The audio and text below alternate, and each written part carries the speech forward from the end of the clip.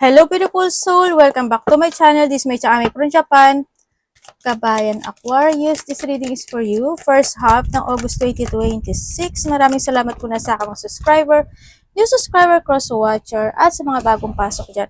Welcome na welcome kayo sa bahay ni Ate Aimee. Sa mga nagpa-personal reading, maraming salamat. Kung gusto mo ng personal reading at energy mo lang gusto mo makuha natin, punta kayo dyan sa description below o sa YouTube ko. Nandiyan po yung link ng aking FB. Yan, dyan nyo na lang kuhanin. I-check nyo maigi kasi may nagagaya sa akin para hindi rin kayo ma-scam. General reading, Aquarius. Hindi mo personal reading, ha? General reading, energy reading tayo. Vice versa, Aquarius. Uy, someone will try to make you do something against you. Mag-ingat ka kasi may tao na may masamang balak sa'yo. No, handito rin yung point na this is a time to act. Pwede may mga action o may mga a-actionan ka o kinakailangan mong actionan this time. No, pwede yung mga tension na hindi pa nare-resolbahan, mga unfinished business sa iba sa inyo, or pwede na doon sa point na when it comes to a love, yan. Pero mag-ingat ka kasi ano yung energy mo when it comes to a lion, ano, medyo be calm, maging kalma ka lang din sa nakikita ko dito para hindi rin masyadong maging, kasi ikaw rin naman yung may stress, madidepress, diba? Mga ganong situation. May mga door na mag-o-open sa'yo, opportunities are waiting for you, ibig sabihin na doon yung point na merong darating na opportunity sa'yo or meron kang gagawin o ipopursue na isang situation sa buhay mo na handito rin si diba? Na baka kailangan mo ng actionan. Sa iba sa inyo, may mga naghihintay na opportunity, ibig sabihin may darating, no, na baka kailangan mo actionan. Pero iba dito is malilito kayo. Yan. Pero nasa sa'yo doon yung susi ng sitwasyon, no. Maaring ito is susi sa bagong oportunidad na darating sa buhay mo, pwedeng sa pera, sa trabaho, sa love life, or mga bagay na pwedeng actionan at talagang kailangang resolbahan, no, na doon sa point na yon. Also, may mga, tulad dito, sabi ko is may mga mag-unlock. Also, the decision and change of destiny is nasa mga kamay mo na, nandun sa point na yon. Depende sa'yo kung saan mo gagamitin yung key mo, ha? Kasi nasa lahat yung answer. Huwag ka magtanong kung kanino kasi answer nasa sa'yo na. Okay? Nasa sa'yo na lahat. Yung change of decision, fulfillment, nasa sa'yo kasi nandito si key. Yun na nakikita ko sa ito. Kaya huwag ka masyadong maguluhan. You need to focus. And, syempre, gamitin mo yung wisdom mo, yung karunungan mo, yung katalinuhan mo, no? Lakasan mo yung loob mo. Okay? Huwag masyadong overthinking or umiwas ka sa mga ikakagulo ng iyong isipan, ikaka-depress, stress, anxiety, or depression sa iba sa inyo, no? And mag-trust ka lang daw sa iyong intuition. Kasi yun yung isa sa makapagbibigay sa'yo ng guide sa buhay mo. Okay? And then also, mag-ingat sa mata. No, baka yung mata mo is magka-sore eyes, mapuwing, may pumasok na dumi, o kaya yung mga nagpapalit-pilik mata dyan, kung babae ka, ingat na lang din kayo, di ba? Baka huwag sana ma-infection, o kaya mamaga, makagat kayo ng mga, di ba, minsan may kumakagat sa mata, sa bandang mata, di ba? Minsan mamaga siya, di ba? Kagatin ng langgam yan. O basta maingat kayo, o baka iba sa inyo is may mga problema kayo sa mata, yan, o baka magkaroon kayo ng problema sa mata, ingat na lang din kayo, baka lumalabo na rin yung mata nyo, no? And also, we have to, connected ka ba kay Taurus? And sabi dito is, kung alam mo yung point na soap ka inside, pero ipapakita mo yung sarili mo na you're strong outside. Kabaligtaran, kumbaga nando. Para you keeping your feelings din, nando sa point na yon. No, pero nagpapakatatag ka lang sa sitwasyon. And we have that time to get out of a situation. Andito nga siya, oh, di ba sabi ko sa iyo? Kung saan aspeto ng buhay mo yan, you need to move on or you need to accept the situation. Pwedeng nando sa point na yun. You need to heal. And kung yung mga bagay na kailangan recover, yung nakita ko ito. Or sa iba sa inyo is may sitwasyon sa buhay mo na aalis ka doon or gusto mong umalis. Kasi nandito kasi si Club eh. May mga ganun sitwasyon. O gusto, pero nasa iyo si Kiha, tatandaan mo. Tingnan pa natin iba. And we have the angel. Ayan, baka baka kasi kailangan mo ng guide, humingi ka ng guide kasi bibigay niya sa'yo yung enlightenment. So, basta yun, nagkakaroon naman kayo ng enlightenment, siguro lang na medyo nalilito lang din kayo, no? Medyo nagdadalawang isip din siguro kayo. And, syempre, yun nga, spiritual guidance, protect from harm. Ibig sabihin, someone's protecting you, maybe yung angels mo, or kung may mga someone na nawala na sa buhay mo as ikinuha na ni Lord, ni Universe, is pwedeng isa siya sa iyong protector para sa mga masasama pwedeng maganap sa iyo. You are very protected sa iba sa inyo, no? And syempre, andun din yung point na, yun nga sabi ko, is trust your intuition kasi ibibigay sa iyo yung mga sign, ano? Yan, mag-focus ka sa mga repeating numbers. Kung nakita ka ng repeating numbers, i-ano nyo, i-research nyo kung ano yung meaning nun. May Google naman dyan, di ba? May YouTube naman dyan. O, i-research nyo. Magbibigay daw siya ng sign sa'yo either by the song, by the number, or sa panaginip mo. Pwede na doon sa panay. Or sa tao na ipapadala niya sa'yo to give that sign. Yan. And syempre, have the table, hard work ahead. Ibig sabihin, meron ka mga i-work it out o may tatrabahuhin ka this time. Ano, or mga kinakailangan kasi meron tayong layon. Time to act. Ibig sabihin, may kailangan kang asikasuhin, ipaprogress, aaksyonan, o maybe you're preparing for something, may mga ipo-forward or kinakailangan i-forward na mga plano. Ganyan sa iba sa inyo. And also, meron kang younger woman. Kung younger woman ka, maybe ikaw ito, or maybe someone who's connected sa iyo. Pwede na doon sa point na yon. Pwedeng anak mo, kapatid mo, pamangkin mo, or kasama mo sa trabaho. Basta mas bata ito sa iyo, no? Yung nakita ko, pwedeng siya yung gusto mong protektahan, or hihingi siya ng advice and protect sa iyo. Diba? Or pwedeng siya yung may problema and gusto mo na ialis siya dun sa sitwasyon na yon, pwedeng nandun sa point na yon, o kaya is may mga magkakaroon ka ng connection sa babae na to, sa bata na to. Yun, ang nakita ko to. Baka, wag naman sana siya yung aalis sa poder mo, di ba? Masyadong malungkot na yun. Well, kung talagang connected sa'yo, mas malungkot yun. Pero kung yung mga kasamahan mo lang sa trabaho, okay lang yun. Buhay naman nila yun. Di ba? Ganun lang yun sa iba sa inyo. Okay. We have the beetle, good fortune. Uy, congrats. Okay, baka makita ka ng mga beetle. Alam mo, laki yung beetle. As in, laki yan. Pero huwag niyo papatayin na kasi the more na pinatay mo, yung bad luck nung darating sa'yo.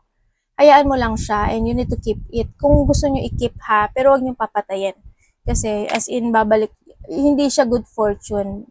Ano yung karma yung darating sa inyo. Yan, may mga good fortune happen into your life. Pwedeng nandito na yung point, may mga mariresolbahan, marirecover na situation. Ang nakikita ko dito. Pero alam mo, may warning ka kasi may angel ka, no? Sabi dito. And meron kang eagle. May mga ibon ba kayo? Or may mga eagle connection? Pwedeng nandun sa point na yon, or baka makita ka ng eagle, o kaya is picture na eagle, di ba? Okay, triumph over trouble, obstacle. Ito yung situation, di ba si eagle kasi kahit na nasa himpapawid dyan, himpapawid eh. Di ba kahit yung maliit na daga nakikita niya, kailangan mong makita yung situation, maigi. No, ibig sabihin is, kasi si eagle kasi may strategy yan eh. Bago yan dumaget ng isang, yung focus niya, may strategy siya. Hindi siya agad-agad, diba? Ibig sabihin, you need to focus. Ano din yung point na kailangan mo rin na alamin siya sa atin, strategy, mga ganong sitwasyon is needed, and obstacle and trouble is matatapos yan. Yun. Or kinakailangan na, or kinakailangan din, ano, sa iba sa inyo. Or baka kinakailangan mo talagang siya sa atin, alamin, pag-aralan, aralin, yung mga bagay-bagay na situation. No? O kung mga bagay na kailangan mo i-let go, ganyan. Kasi naghihintay si good fortune. Si opportunity, naghihintay siya, di ba? And syempre, handun din yung point, we come to fail, and the younger woman, pwedeng may taong mas bata sa'yo, lalaki man yan o babae, pwedeng medyo matigas yung ulo niya, o kaya hindi siya nakikinig, pwedeng nahados, kasi ito nagda-dark to, pwedeng isa siya doon, no? Or pwedeng siya yung binibigay mo talaga yung effort and hard work mo sa kanya, pwedeng nandun sa point na yun. Yun ang nakikita ko dito. Pero when it comes dito sa Beetle, tsaka kay Eagle, tsaka kay Angel, balance and control ha, sa lahat ng aspeto ng buhay. Sa mga tao, sa sarili, iniinom, kinakain, sa pera, ganyan. Sa communication, yan. And don't be immature. Okay, kasi we have the club. Ibig sabihin is nandun yung point na huwag ka nang pumato sa mga taong immature. Huwag ka na ring, syempre ikaw, huwag ka maging immature, di ba? Handun lang yung point na yun, di ba? Sa iba, sa inyo, tama dyan si ano. Tandaan mo palagi, ikaw lang makapagpapabago ng sitwasyon mo. Kasi you have a key. Hawak mo ang key. Hawak mo ang key. Ikaw lang makapagpapabago niyan. No, pwedeng isa itong younger woman sa club na yan, 'di ba? Na may taong may masamang pakay sa iyo o masama yung ano niya sa iyo, tingin niya sa iyo, 'di ba? Kasi may mga matang nakatingin sa iyo. Or pwedeng ikaw ito, may mga tao kami na minamatyagan. Your energy, Aquarius. Ibig sabihin, when it comes to good fortune and opportunity, meron kang tatahakin na sitwasyon na makapagpapabago ng buhay mo. As in, meron. Kasi andito na yung susi eh. May new beginning sa'yo. Maybe you have a plan, pwedeng sa iba sa inyo, or may mga pagpaplano and may gagawin kang situation na yun yung makakatulong to change your destiny o yung kalagayan mo ngayon. Yun ang sabi. Pero ibibigay niya sa iyo kasi may idea ka daw eh. Magkaka-idea ka raw. Or maybe you have an idea na. Siguro kailangan mo na rin talaga na gawin yun. Kasi naghihintay itong si Fortune tsaka itong si Door. Kailangan mong ilaya yung sarili mo. Kumbaga, parang alam mo yung point na you need to spread your wings and fly high. Kumbaga, explore na explore. You need to explore. No? To growth. Kumbaga, try and try until you succeed na ano sa point na yun. Be adventurous. Nandun sa point na yun. Andun din yung point of preparation ha. Ito. Preparation yan. Okay? Action and preparation. Okay. Energy. O pwedeng may mga ganun kang gagawin na situation. Ano po ito? Aquarius kay Aquarius.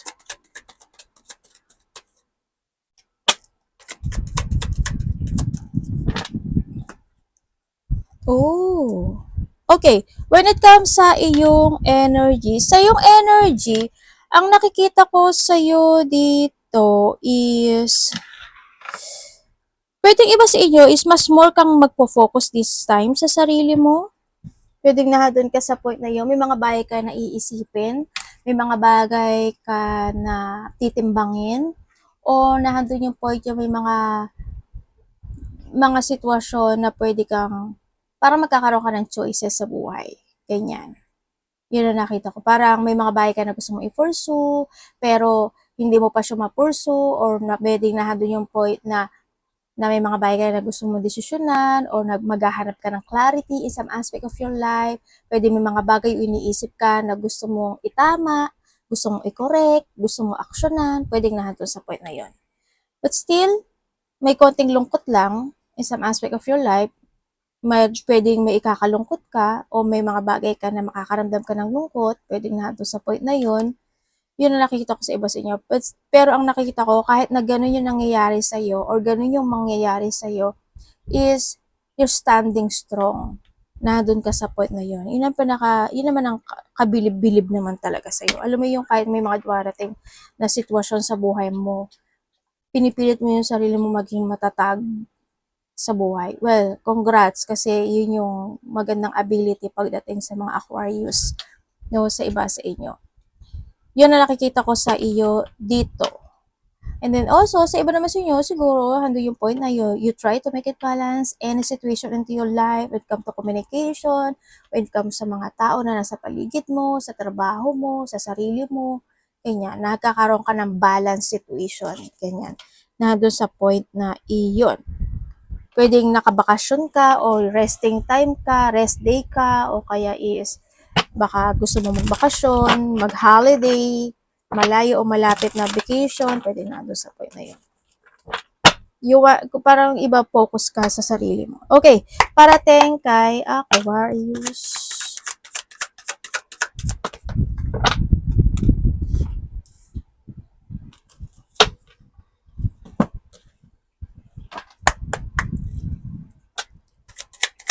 Ano po yun, universe?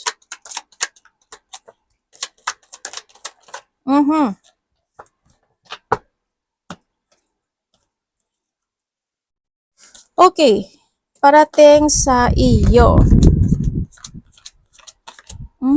May devil ka. Magkakaroon ka ng dissatisfaction sa isa, dalawa, o tatlong tao, or pwedeng iba dito is mas bata ito sa iyo, kung ilan man sila. Okay? Yan. Sa iba naman sa inyo is may lalaki. Pwede sa isang lalaki din, ano? May nakita akong lalaki eh. Yan. Hindi naman siya bata actually. And then also, parating din sa iyo is may bully, ano? Ako nakikita dito.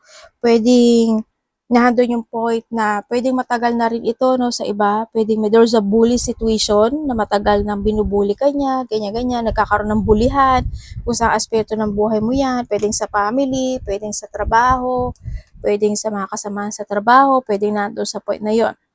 And nandito rin yung point na yes, there's a deep want or there's a battle happen into your life, Aquarius. Ang nakikita ko sa'yo is there's an action ka daw na gagawin na yun yung tulad na sabi ko, di ba, may action or kinakailangan mo nang mag-action, no? Kasi may completion ako na nakikita. Pero sa iba sa inyo, mahirap ngayon. Ngayon, mahirap. But sinasabi, huwag ka lang maghintay.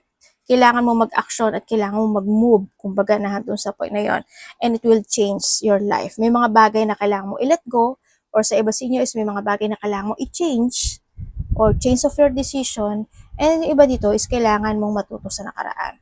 Try to reflect the situation in the past, tapos kung ano yung mga bagay na kailangan i-let go, i-transform, change of decision, gawin mo, kasi yun yung makakatulong sa'yo. Okay? And then also, is yung iba sa inyo, you're stuck, no? There's a situation sa buhay mo na nai-stuck ka, nai-stagnant ka, or natatrap ka. Pwedeng nahandoon sa point na yon.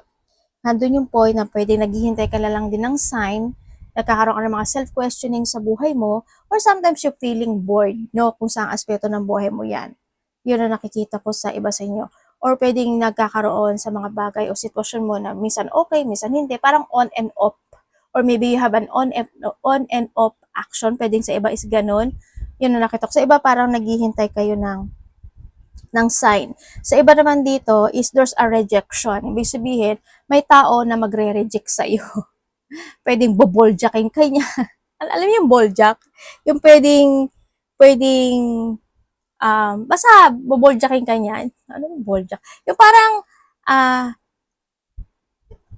ano yun, yung siguro yung may sasabihin siya na against, na hindi mo matatanggap, na medyo hurt, medyo masakit, pwede yung ganun.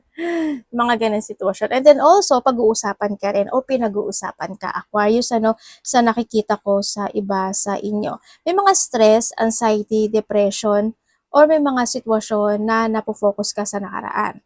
Sa iba sa inyo is maaring nahando sa point na you don't know how to proceed if you take it action or not. Or pwede rin kasi may mga hinihintay din kayo, no? Pwedeng nahando sa point o may paghihintay na pwede mangyari. Handon din yung point na pwede may mga migraine kayo, palagi sumakasakit ang ulo nyo, or may mga panaginip na hindi nyo maintindihan. Pwedeng nandun sa point na yun. Sa iba naman sa inyo is may mga sitwasyon na either pinagsisisihan mo o nagsisisi ka. Yan, nandun sa point na yun. No? Pero huwag niyo lang pagsisihan nyo kasi it happened kasi may lesson doon. And then also, nahandun din yung point na pwedeng meron kang makakausap or may taong kakausapin mo siya ito sa'yo, vice versa, may doubt eh. Or pwedeng makaka-receive ka lang ng text message, communication, news, or may taong kakausap sa'yo or kakausapin ka niya, vice versa, na may doubt. Yun, ako nakikita dito. Sa iba sa inyo is meron kang mga bagay, parang nagkakaroon ka naman ng pagpaplano sa buhay. Kasi may mga bagay ka na gusto mo aksyonan, desisyonan, i-move, i-let go. Yun ang nakikita ko sa episode. Pero nagiging mabagal. Nagiging mabagal daw yung mga decision na yon, o nagiging mabagal yung action o yung movement ng situation o yung resulta ng sitwasyon, no, ang sinasabi para sa iba sa inyo. Yon ang nakikita ko dito. Pero syempre, lakasan mo lang din yung loob mo, no. There's an offering ako na nakikita dito, but still you need to be aware when it comes dun sa offer na yon, kasi parang hindi maganda yung offer na yon. Yun ang nakikita ko. Marami ibig sabihin ng offer. Either this is a love life, either trabaho, either creativity, or either sa tao na kakilala mo. Pwede nakikipag-usap sa'yo, pero bad pala yung intention niya, di ba? Pwedeng kinukuha niya lang yung loob mo, pero masama yung thinking niya. May tao din kasi ako nakikita na may dark thought pagdating sa iyo. Okay, mag-ingat ka sa nakikita ko sa iba sa inyo.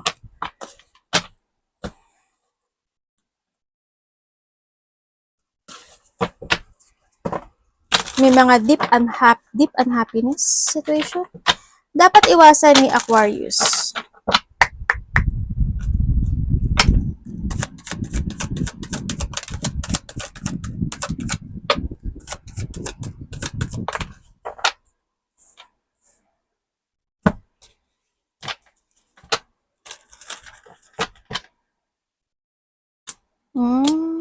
Malilito ka nga. Napapagod ka na? Ba dito, travel. Pero thinking lang. Ingat kayo sa nyo may sakit kayo?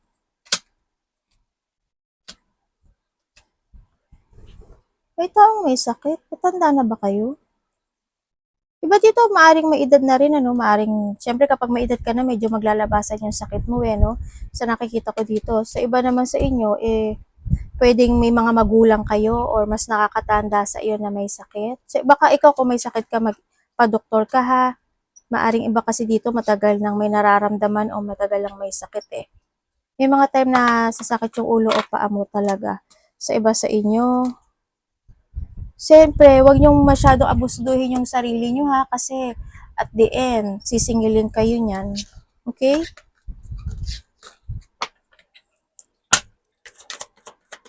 Dapat iwasan.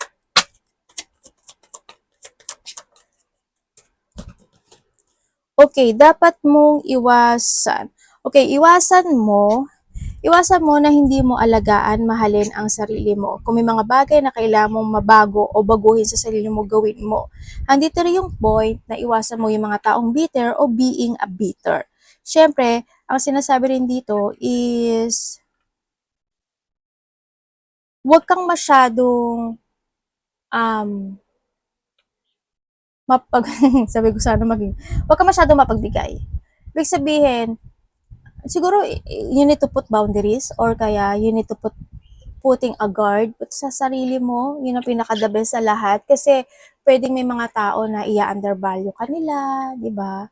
Kahit na anong gawin mo, papahalagahan mo sila at mamahalin mo sila, tapos hindi naman nila yung binavalue, di ba? Yung mga ganun sitwasyon. Basta ang dito, wag mo kakalimutan yung sarili mo. Kung may mga bagay na kailangang baguhin, i-heal, o kaya is iwas ka sa mga taong magiging mabait sa'yo pero may bad intention, ingat ka doon, makiramdam ka, and then mag-trust ka sa intuition mo. Yung kung magpapautang ka, no, or sa mga ganap sa'yo in the past, siguro learning from the past, tapos ngayon medyo ingat ka na lang din sa mga bagay na paglabas din ng pera, yan, tsaka sa mga tao na gagamitin ka lang, ingat ka na lang, tapos sa mga scam, ingat ka, and then also, syempre, is yung mas stagnant ka sa sitwasyon. Marami kasi ibig sabihin when come to stagnant Pwede halimbawa, tatamarin ka, o halimbawa, yung situation mo paulit-ulit na lang na nagaganap o nangyari. Kasi bakit? Hindi ka nag-a-action, di ba? Na doon sa point na yon. Kumbaga, nagiging same pattern. Iwasan mo din yung mga taong very cold sa'yo or ikaw maging cold ka sa situation. Basta lang, balance lang, yan, yung mga, wag ka rin magpapabaya, sa lahat ng aspeto ng buhay mo. Physically, emotionally, spiritually, pera, trabaho, ganyan. And then also is yung mga taong sakim at makasarili, umiwas ka. Kung ikaw ito, syempre, hoping hindi ikaw, yan, iwas, huwag mo na lang din gawin sa iba sa inyo, no? Yan, yung mga taong disloyal, yung mahata ka pababa ng situation at mawalan ka ng pag-asa, iwasan mo yan kasi habang nabubuhay tayo, may pag-asa. Okay? Ando lang yung point na yun. Okay, tingnan natin. Action. Mag-action ka. Kung pagod ka, magpahinga ka. No? Kung whatever holding you back sa nakaraan, this is a time to let it go, leaving behind, moving forward, accept mo yung lahat ng lesson na yon, tsaka syempre, be more on wiser and stronger this time, ha? Tatandaan mo yon. Kung i-release yung mga dapat i-release. Okay? Baguhin yung mga dapat baguhin. Kumbaga, maging mahigpit din. Love, kapatid, anak, magulang, karelasyon, parang feeling ko mapupupo ng anak ko to. Ay, buti umalis. Love. I did.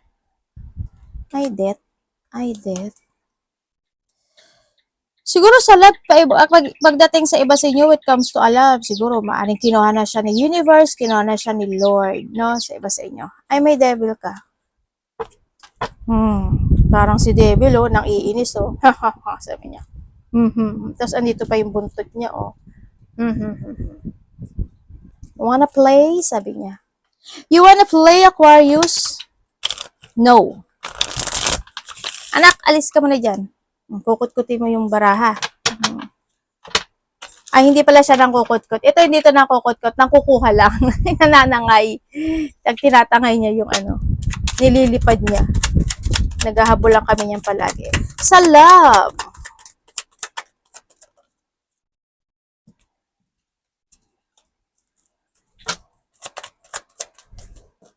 Okay, kung single ka.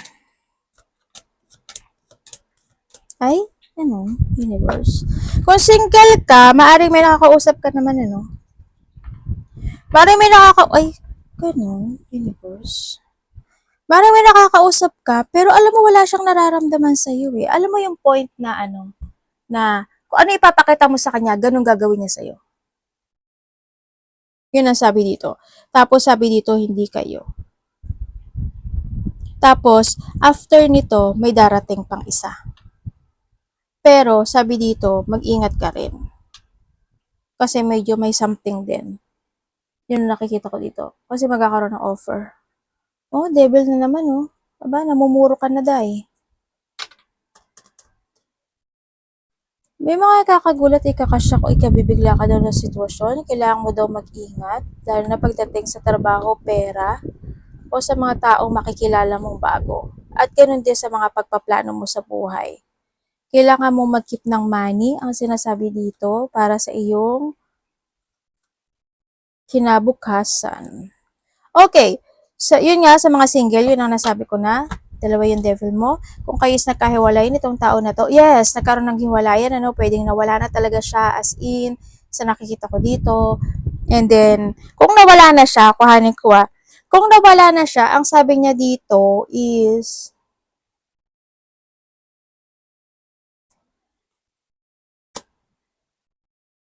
kung nawala na siya, ang sabi niya kasi meron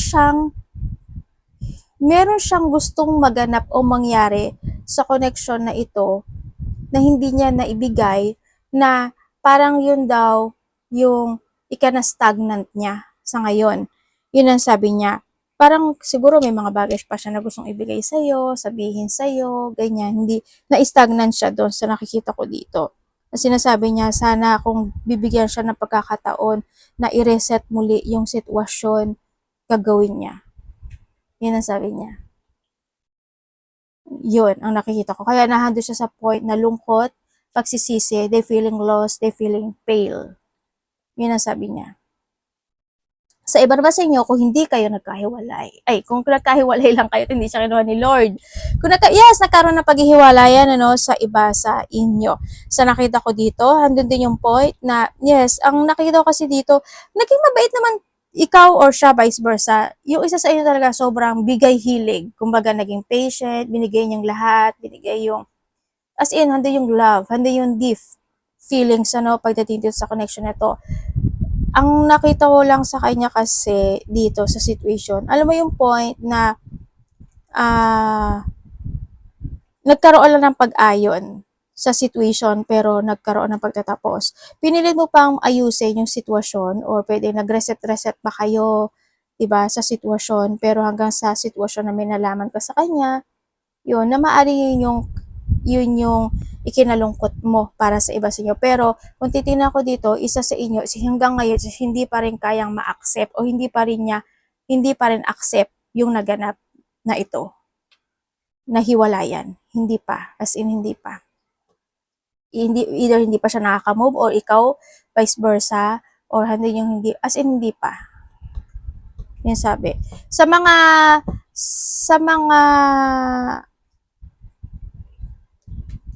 kasi dito parang may pag-uusap pang mangyayari, o gusto kanya kausapin. Yan ang nakikita ko dito.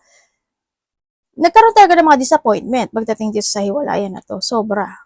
No, pwede rin may mga pinag-uusapan din kayo related to a money, Yan ang sinasabi.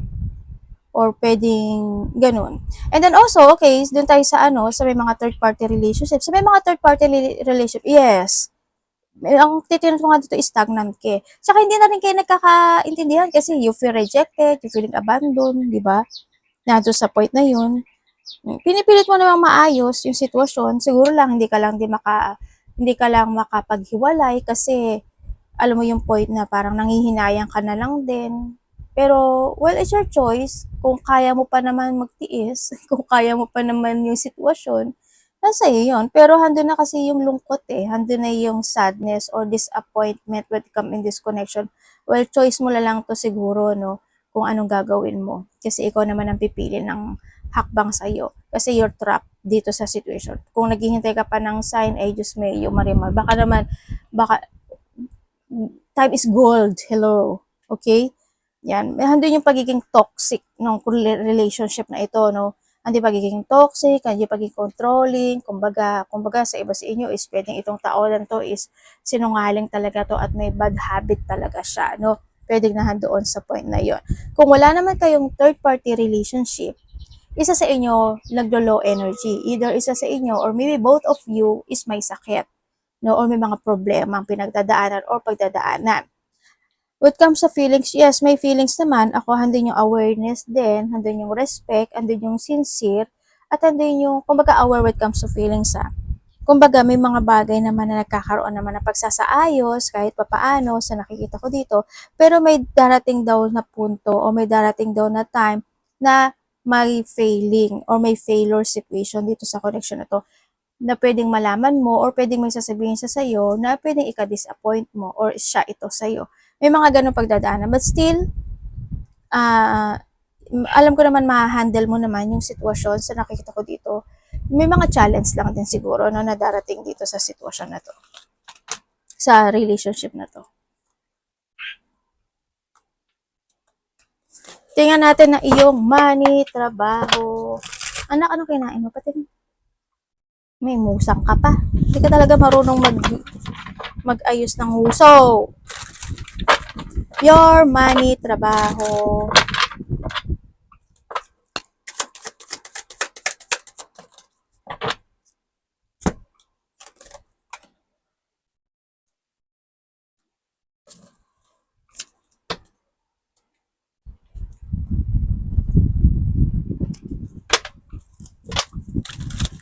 Tatawa ako dito.